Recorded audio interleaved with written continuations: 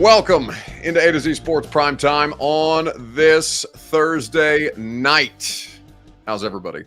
Lovely to see you guys. So many of you guys already in the YouTube comments. If you are early, we appreciate. Well, I suppose.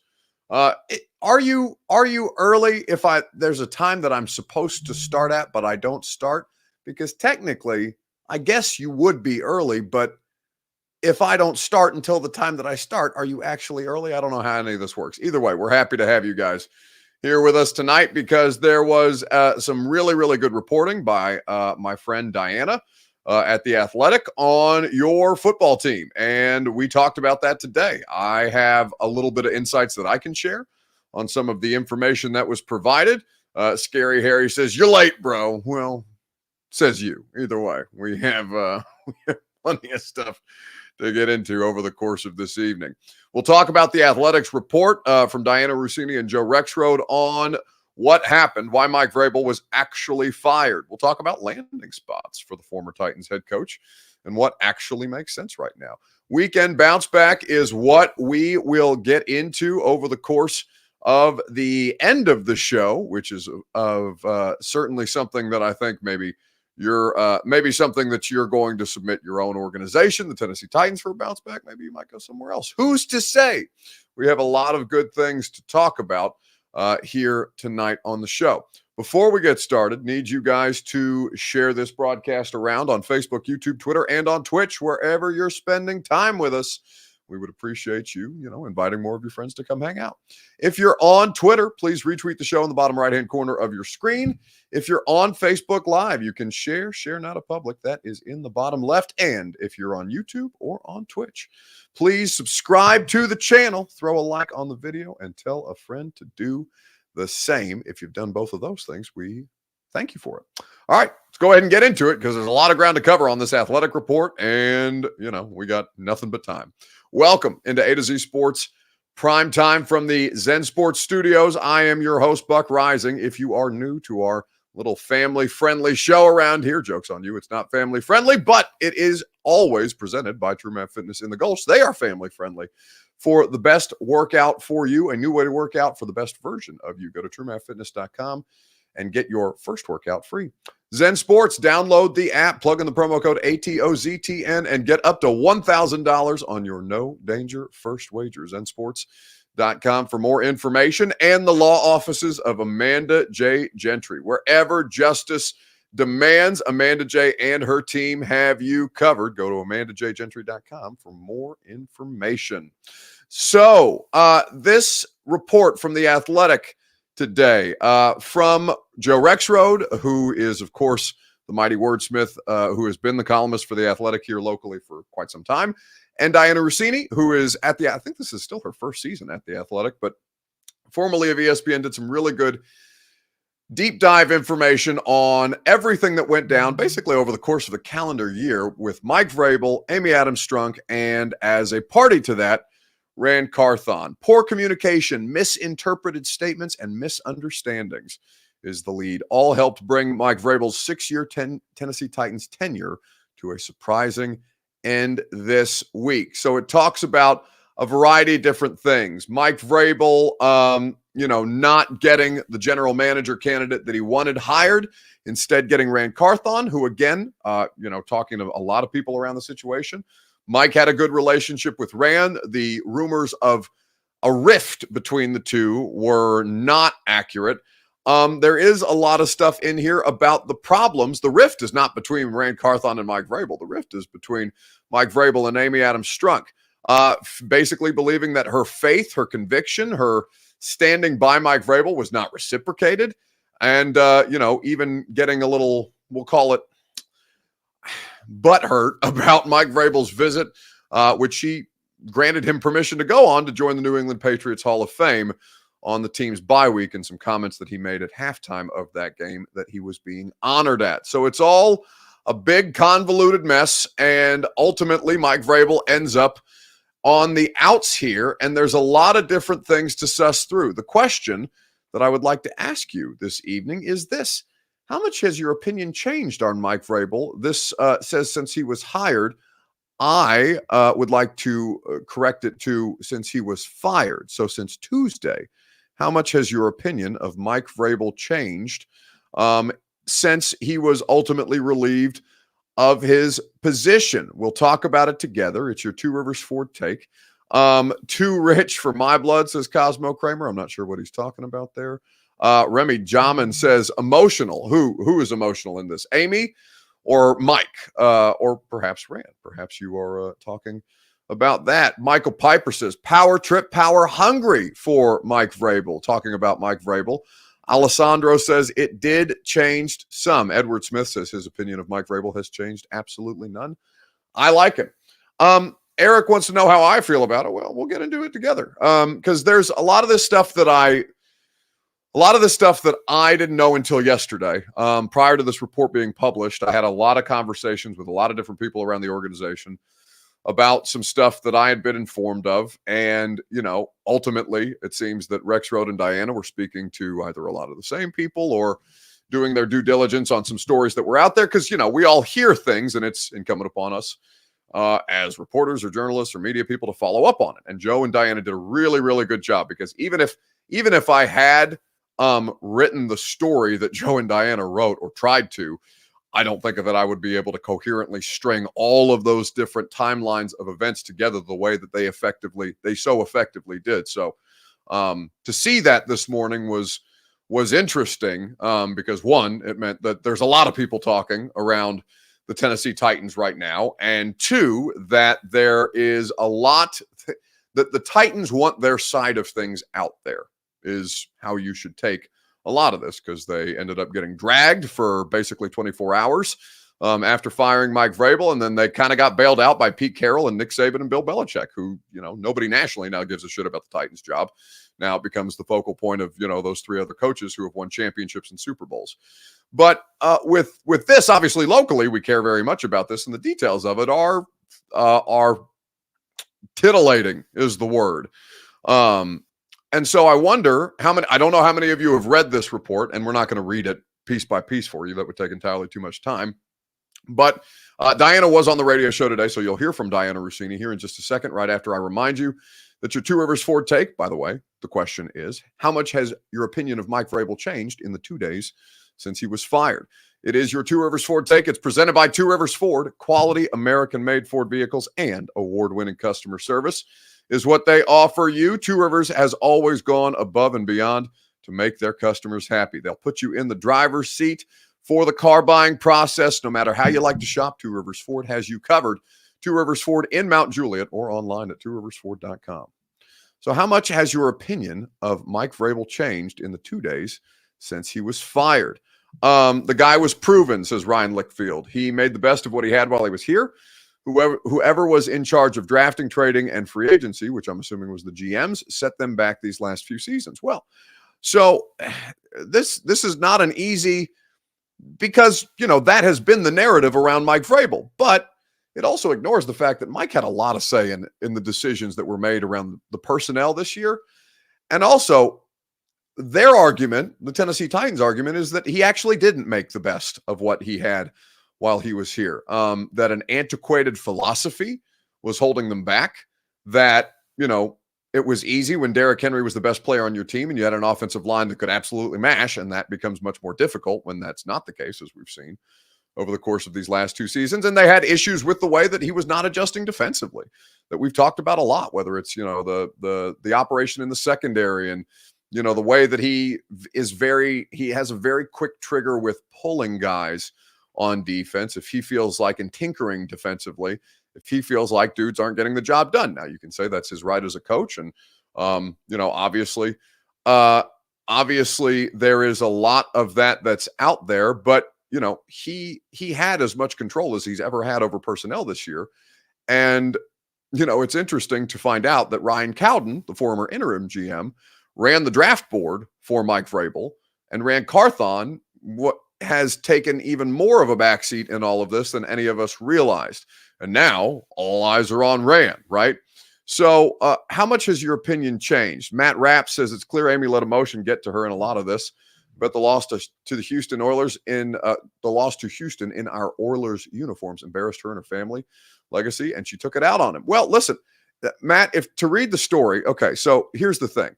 The Titans, I'm going to take it in a couple of different bullet points. Titans wanted to make this season about evolving and modernizing their process behind the scenes. This is courtesy of Diana Russini. Well, in fact, rather than read this piece by piece for you, you can read it on theathletic.com because I think it's really worth your time. I'll let you instead hear from Diana Russini on the rift that started not between Mike Vrabel and Rand Carthon, but that started with Mike Vrabel and Amy Adams-Strunk.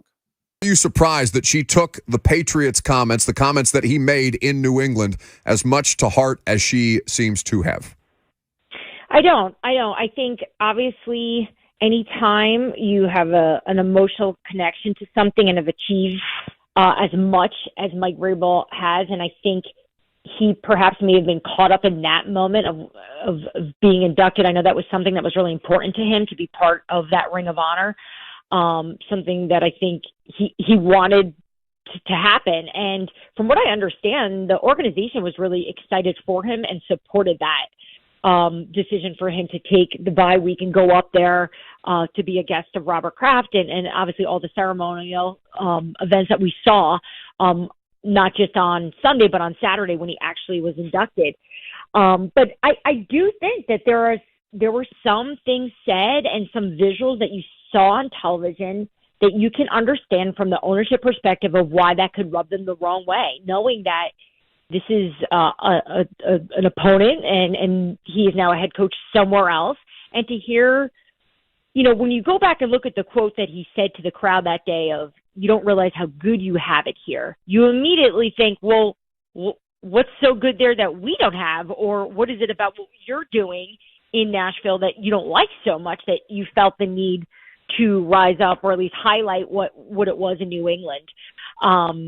So some of that, I actually understood some of that. And look, there's been people that have asked me about it and said, that comes off petty, it comes off sensitive. What did she expect him to do? I had someone else ask, why didn't she attend it to show her support for him getting the induction? So look, it sounds to me, after having a lot of conversations with so many different people in the organization, that there was a lot of emotion between Mike Vrabel and ownership.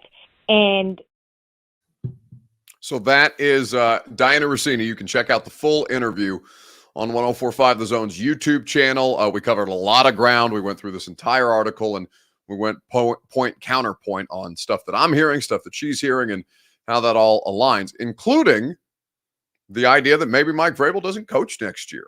And you'll have to listen to that full interview to understand exactly what I'm talking about for that. So go check it out on the podcast of the radio show. It's very self-involved title. The radio show is called The Buck Rising Show. You can go check that out wherever you get your podcasts, or the full interview available on YouTube on 104.5 The Zone's page. All right, so before we dive into some of what you said there, A to Z Sports Primetime is made possible by TrueMav Fitness in the Gulch. TrueMavFitness.com, a new way to work out for the best version of you. TrueMav always puts you in position to succeed with their awesome coaching staff, with their great facility conveniently located in downtown Nashville in the Gulch. Your first workout is free as a Middle Tennessee resident, where no workout is ever recycled or repeated. Go check out one of their group fitness classes. They're awesome. They're convenient. They're efficient, and they will push you as you push yourself to get in better shape this year. Take advantage of everything that they have to offer at TrueMavFitness.com. So there's a lot of stuff in there. Mike Vrabel wanted roster control. Mike Vrabel didn't get roster control.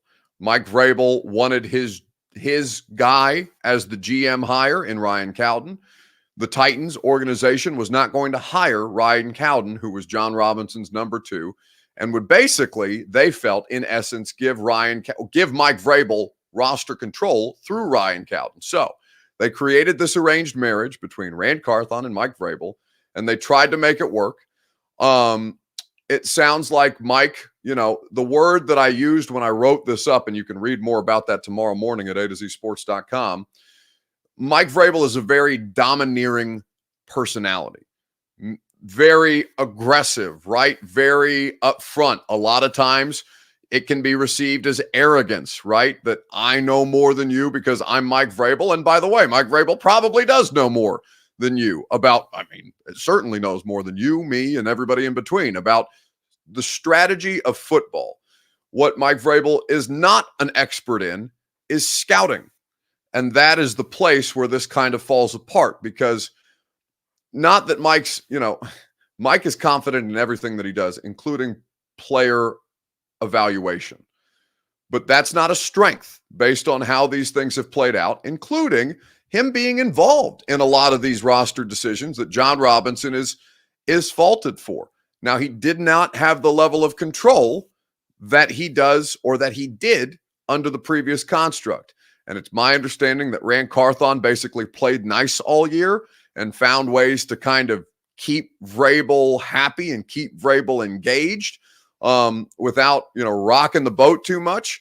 That dude basically put his head down throughout the course of the season, went about his job and tried to stay out of the headlines, and did so successfully until they trotted him out there to face the music that Amy Adams-Strunk should have faced when she fired her coach. But this is a really, really interesting dynamic, because apparently there's a lot of things that Amy took personally, that Mike took personally, and that basically they acted like high school children and didn't settle it amongst themselves. Now, whether Mike Vrabel wanted to, whether Amy wanted to, at that point, only they can answer that question. But The Athletic does a really good job detailing the timeline from start to finish on this.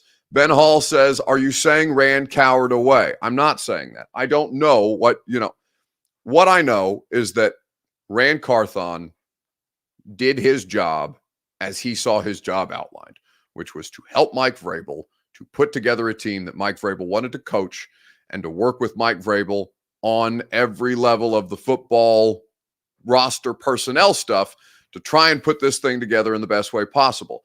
And ultimately, there were moments when Vrabel would overrun Ran, right? Now, whether he cowered or I don't know. I wasn't in the room. I can't give you specific details. Otherwise, this would be a much more, there's a difference between cowering and diplomacy.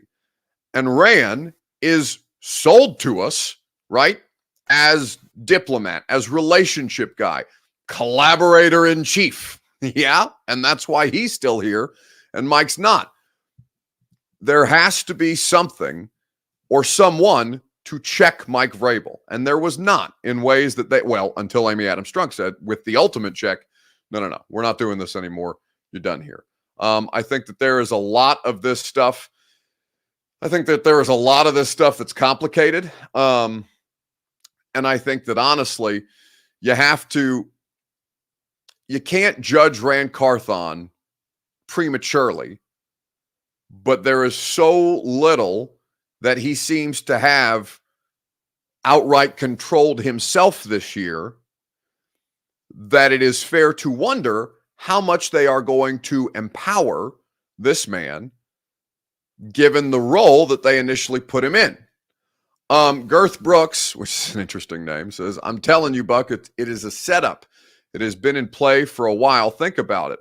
Well, no, I asked Rand Carthon this question at the press conference. How long did you have an idea that Mike Vrabel might be fired? And basically he said, yeah, I see the media reports just as soon as you guys put them out there and other people report on our situation, and you can't be ignorant of this stuff. And it's my understanding that, for example, they've been researching Ben Johnson for weeks before they fired Mike Vrabel as a front office, right? In preparation of what this. MB says, of course, the media is going to be laughing. We threw out a quality head coach, and right now he hasn't been replaced. Until they know the replacement, they'll continue laughing. Well, that's the other thing. The Titans have nobody to blame for themselves by the fact that firing Mike Vrabel has made them look like fools for letting go of the football war hero, right? Mike Vrabel is not as heroic as he is being portrayed. Mike Vrabel is not faultless in all of this. Mike Vrabel shot his shot, and Amy had a better shot. Mike went in there, and I'm stealing from my own article that you can read tomorrow morning at A-to-Z-sports.com. But Mike famously is down to fight, right? That's the whole ethos of Mike Vrabel, that he's going to gut it out, that he's going to be prepared for a brawl and all this different stuff, and we're going to outlast you and out-tough you and all these things. Mike Vrabel went into a fight with his boss carrying only a knife and forgot that the billionaire has a damn machine gun at her disposal, ready to light his ass up if he gets too far out of step. Mike Vrabel is not wrong for wanting more control over his situation. I completely understand that. We have talked about this. Anybody, anywhere, all of you would want more control over your personal employment situation if you felt like it gave yourself the best opportunity to succeed. Now, Aubrey Calvin makes a statement here about Rand allowed Mike to hang himself. Now, that is also something that I have heard. I do not know enough about Rand Carthon and the way that he operates. I don't think anybody does, to be able to give credibility to that kind of an allegation. But that is a feeling that has been expressed to me by multiple people within the organization. That Rand basically, placated Mike, not as a means to just placate Mike, but said, okay, go ahead and make these mistakes and we'll see what this looks like on the other side. And that's how I'll go about getting my guy. Not, not a power struggle outright, but politicking as opposed to diplomacy. Now, I have no reason to believe that Rand Carthon did anything nefarious in this other than a few statements from a handful of people. I don't think that's a fair judgment. I think there's a lot of stuff. I think that there's a lot of stuff that you need to have more fact-based evidence before you lob an allegation like that. You can feel that way. That can be your vibe. That can be your opinion. I'm just saying that it's not something that's been credibly reported on, other than, everybody that I talk to says they got along because Rand made it work, right? Rand found ways to make it work. However, whatever the narrative is that's going to be painted about Rand Carthon as a result of this, that's incumbent upon him to control. But right now, it's what the organization is presenting is that Mike Vrabel caused problems that turn this into an irreconcilable differences type of situation. And what becomes with Mike Vrabel next is what we're going to talk about. A to Z Sports Primetime the question that I want to ask you is, where is the most likely landing spot for Mike Vrabel in 2024? We'll talk about it together right after I remind you that the Primetime Show is presented by the law offices of Amanda J. Gentry. Wherever justice demands, Amanda J. and her team are there to put you in position to succeed, to protect your constitutional rights, to provide you justice wherever justice demands. Those are words that they live by, particularly if you feel that the right to be a father to your child is being threatened. Amanda is very, very passionate about paternal rights specifically, but whether your constitutional rights are being violated as a parent or otherwise, AmandaJGentry.com will fight for you. So where is the most likely landing spot for Mike Vrabel next season? Stephen King says Mike Vrabel in Tuscaloosa. I don't think that Mike Vrabel has any interest in coaching college football, but I could be wrong. This is a stressful enough job as it is, and college is running the best coaches away, truly. Lucas615 on YouTube says the Chargers. Girth Brooks back in the comments. Patriots. The road is being paved. Well, I don't think it's as clear cut. Now, he ultimately might end up being the coach of the Patriots, but that's not as clear cut as I think a lot of people would like to make it, based on the reporting of Ian Rappaport of the NFL Network.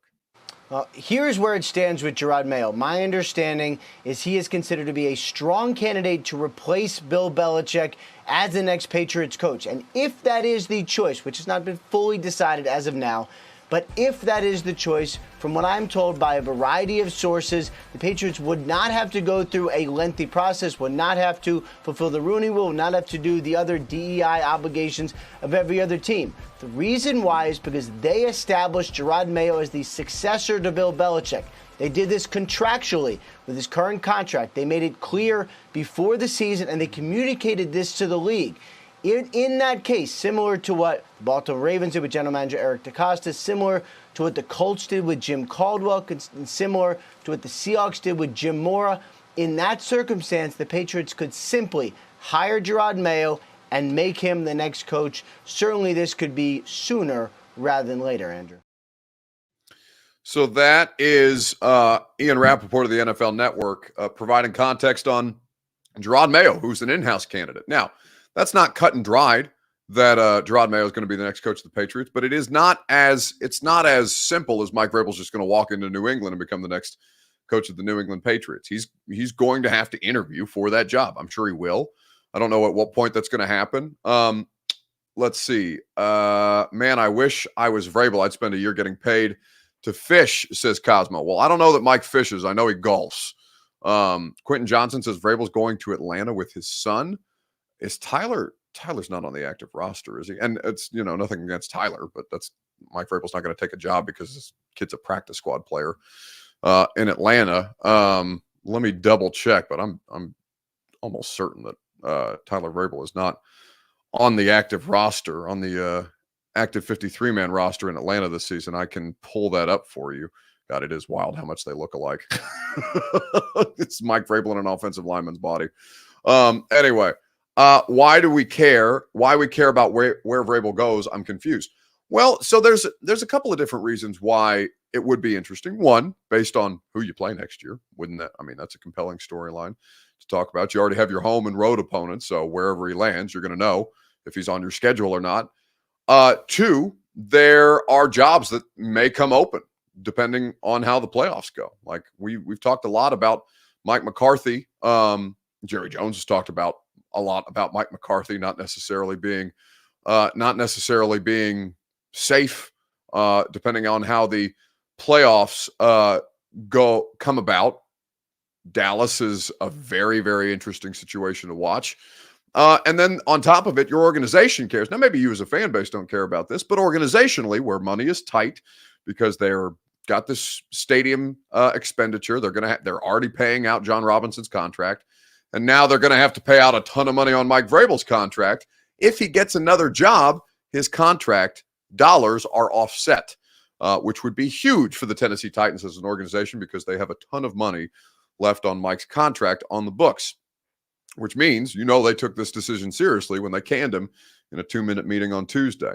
Ben Hall says, Buck, if you've heard Rand let Vrabel hang himself, can you please expound on that? Because it seems pretty clear to most normal folks, that's what he did. I don't know how that could seem clear to most normal folks when the only information that you've had about Rand Carthon and Mike Vrabel and a little closer look at how their relationship evolved came out today on The Athletic. So I don't know how you could clearly draw that conclusion based on that reporting. All that says is that, Mike and Rand were put in a situation where they had to collaborate, and Mike is not very collaborative under this kind of circumstance. In fact, it sounds like Mike Vrabel took advantage of opportunities that were there. Now, whether Rand let him or not, I don't know. There's a lot of people that have tried to check Mike Vrabel over the years.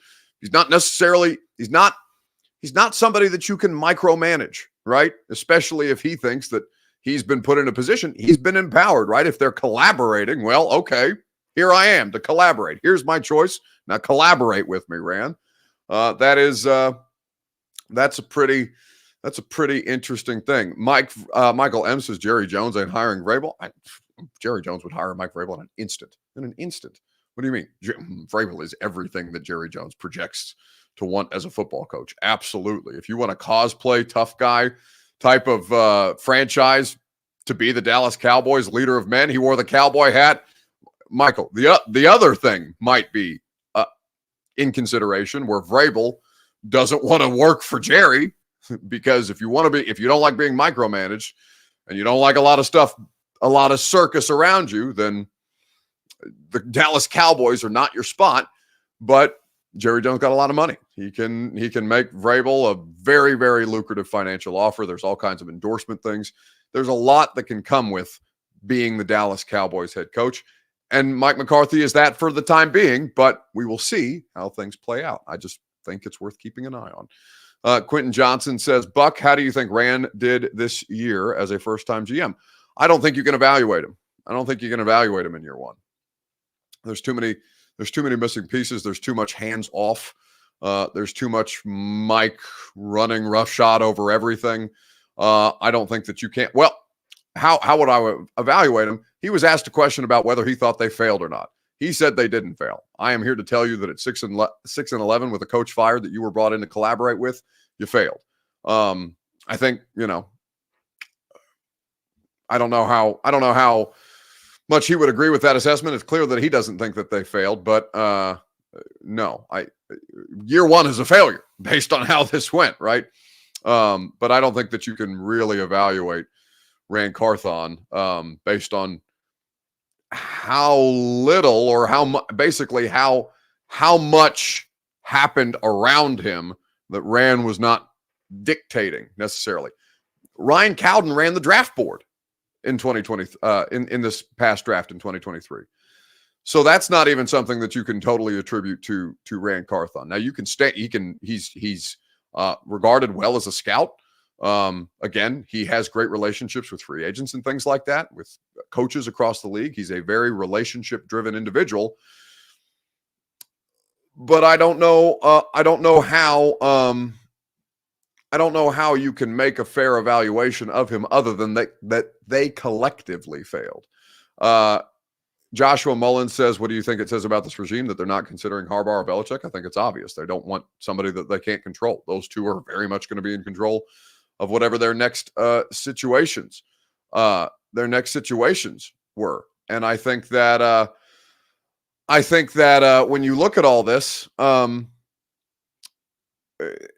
last thing that they want to do is give a power coach, fire a power-driven coach to bring on another power-driven coach, right? That's Harbaugh. That's Belichick. They've earned it, by the way, those two.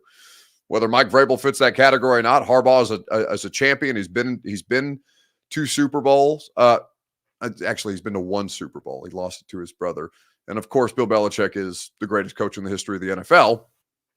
And Vrabel doesn't have either of their resumes, frankly. But I do think that it's, it says that those are not going to be very collaborative types and that they're looking for somebody who's going to be a bit more compliant, shall we say. Now, whether that makes them right, wrong, or indifferent, that's where it's at. So let's wrap things up with a weekend bounce back. A to Z Sports Primetime is presented by Zen Sports. Download the app, plug in the promo code ATOZTN, and get up to $1,000 on your no danger first wager. Zen Sports has all your favorite sports to wager on, whether it's basketball, hockey, the NFL playoffs in full swing starting on Saturday. Zensports.com for more information. Terms and conditions do apply. Gambling problem, call the Tennessee Red Line 1-800-889-9789. Must be 21 or up in Tennessee to bet. So, wrapping things up, who needs to bounce back most in sports this week? We'll talk about it together on Facebook, YouTube, Twitter, and on Twitch. Who needs to bounce back the most in sports? Who needs a bounce back? And, she got a little bit of a bounce back today with the way that the organization came off more favorably in that athletic piece and made Vrabel look less favorable, I would say. I think it's pretty obvious that the Tennessee Titans organizationally, Amy Adams-Strunk, Rand Carthon, all of them, they need a bounce back because optically they've gotten their asses kicked this week, and they may be right in their decision-making, but they've been made to look like fools for the better part of a 48-hour news cycle. And like I said, Nick Saban, Bill Belichick, and Pete Carroll all happening took the national spotlight off them. Now it's just us local vultures that are going to pick at the carcass of whatever this thing is. So, yes, the Tennessee Titans could use a bit of a bounce back.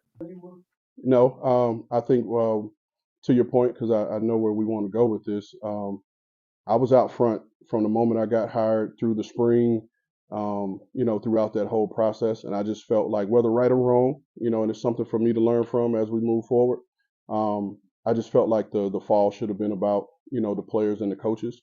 Now, in terms of when it came to the KB trade and why I was not out front on that, Mike's had the relationship with Kevin over the last, 6 years or whatever it's been.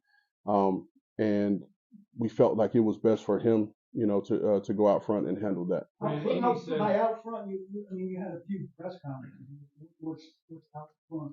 When you say I had a few press conferences, are we talking in the spring or the fall?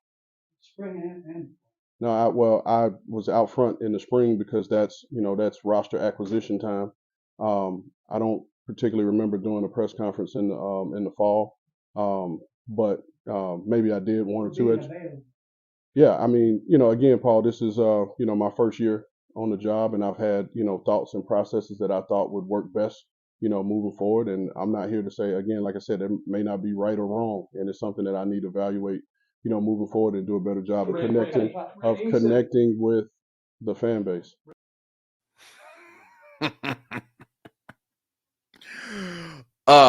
Anthony M says Rand seems like a politician type. He very much is. He very much is.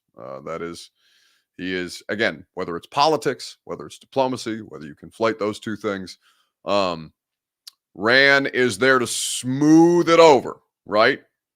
And, it's going to be a much more difficult job than even the job that he's just spent a year trying to smooth over.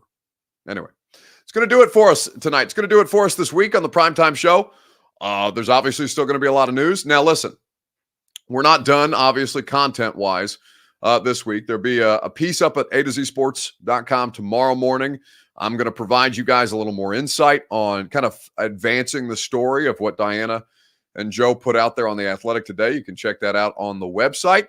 You can go and listen to the 615 Sessions podcast. Joe Rexrode. So Diana Rossini was on the radio show today. Go check out that interview.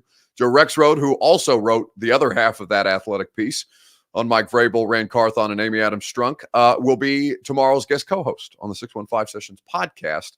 And we will look forward to that at 3:30 is when we're going to live stream that on these very same channels. Radio show tomorrow from 10 to 1. Coach Dave McGinnis is going to be on. We are also going to talk to a former member of Nick Saban's recruiting staff. He's worked for Alabama. He's worked for Michigan. The name is escaping me right now. Lucas booked him, but I have looked at his resume, and this man is very, very impressive. His insights and information are going to be something that you want to listen to based on the narrative out there of Nick Saban kind of being run out of the sport with the way that the sport has changed. So look forward to that from 10 to 1 tomorrow. And also, the new episode of The Install is out. If you're interested in what the Titans' philosophical approach needs to be, what the vision needs to be, and Rand Carthon wasn't going to provide to you that vision, well, then you can listen to Greg Cosell articulate exactly what that vision needs to be on the latest episode of The Install on 1045 The Zone's YouTube page and on or wherever you get your podcasts. Many of you are begging for an encore. Come on, Buck. Don't leave us, Bucky. Encore, 10 minutes, 10 more minutes, random topic. Listen, I love you guys. You could not possibly want any more of me than is already available to you. I've just listed 4 different shows to you that I'm responsible for hosting. How you all could possibly want to listen to me talk for any longer, bless you for it, because it pays my mortgage. Thank you. Thank you for being interested in whatever the hell it is that we're talking about on all 4 of these shows. But damn it, I've had a long week. I want a glass of wine, and that's exactly what I'm going to do. So no, you don't get no damn encore. You get a podcast and 3 hours worth of radio tomorrow, and whatever the hell I wrote for you at AtoZSports.com, but you'll have to check it out tomorrow when it drops.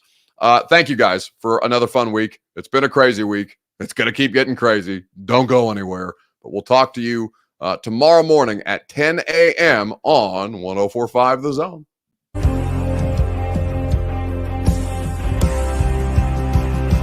This is our Colts. This is our team. We bleed blue.